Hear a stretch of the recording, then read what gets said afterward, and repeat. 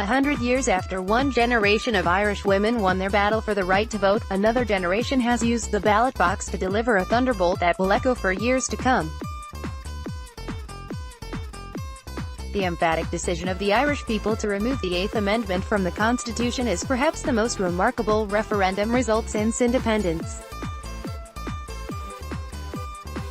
No single moment better captures the quiet, but rapid revolution in social attitudes that has taken place in less than 40 years, one that has turned a closed, conservative Catholic country into one of Europe's most liberal, outward-looking states.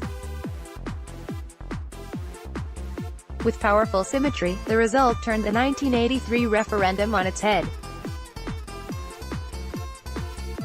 That year, 66.9% of voters approved inserting the Eighth Amendment, which affirmed an equal right to life of mother and unborn, into the Constitution. On Friday, 66.4% chose to take it out.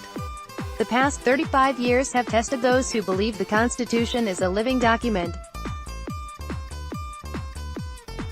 Today, with the removal of an amendment that this newspaper has long argued should never have been there in the first place, the connection between Bunreach na Iran and the people is renewed.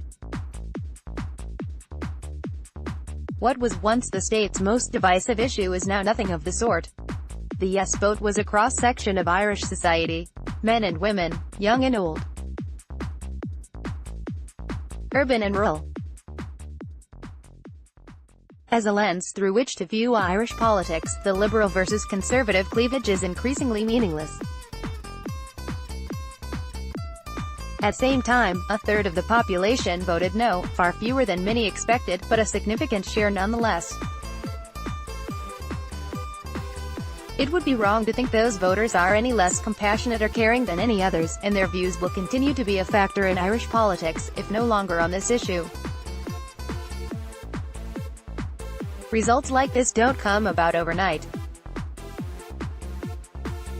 Friday was the culmination of a long, lonely and often thankless effort by many people stretching back to September 1983, photographed Nick Bradshaw. The experience of recent months has shown that politics can work. With the Citizens' Assembly, 99 members of the public gave up their time and deliberated seriously, calmly and conscientiously on ideas for abortion reform. They came up with a set of proposals that many dismissed as too liberal but which ended up closely reflecting the wider public desire for change. From then the issue went to an Oireachtas committee, a forum that can at times show politicians at their worst but on this occasion allowed them to shine. Members listened to experts and explored the lived reality of the Eighth Amendment. In civil society, opposition was driven by courageous women activists who persisted in arguing what was for decades a minority view. They also interrogated their own views and, in some cases, changed their minds. That same spirit, a respect for affected women, an openness to expertise and a willingness to challenge one's own assumptions, marked the subsequent parliamentary debate and, in recent weeks, the campaign itself. Unlike in the United States, Britain and much of Europe, our democracy showed it can withstand foreign attempts to influence its decisions. We have resisted the illiberal reaction sweeping the US, Britain and the continent, and in that we can serve as a beacon to others.